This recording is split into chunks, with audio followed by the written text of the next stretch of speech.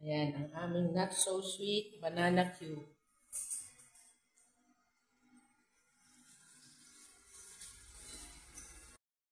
Banana cue. O, diba? Oh, full of bananas kami ngayon. Ako, bawal kami niyan. Dano. Hindi para sa inyo to. Wow. Asukal ko kaya yan? Anong pakailang ng asukal mo? Oh, bigyan mo ako ng isa.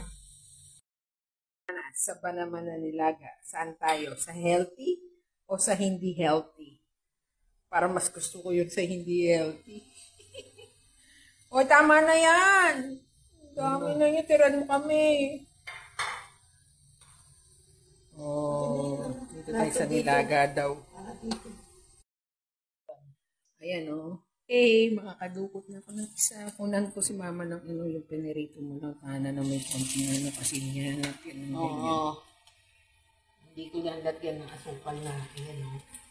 Pwede na yan. Simutin mo na lang yan, oh. Ayan nga. I-ano mo sa, maangal yan. Sabihin na. Mamaya ako nang bibigay. Doon, no, sa kabila. Ang dali lang. Doon yung asukal, Lisa. Siyempre, sayang yung asukal. Mapasok ako sa ginagawa mo.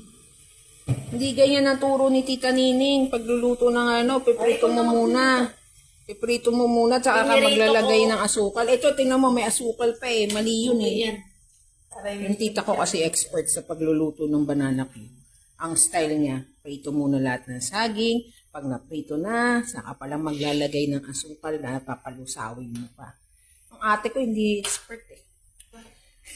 Masyado kang Yan ha, ito sa'yo. Ito akin. Ito na nga, pag-iwalay natin, kunin mo ito sa'yo. Yan. Oh. Dinukutan kita kahit bawal tayo na may asukal. Eh, pwede na rin. Konti lang naman eh. Yan yung pinakamalambot eh. Dahan-dahan lang mainit-init pa yata.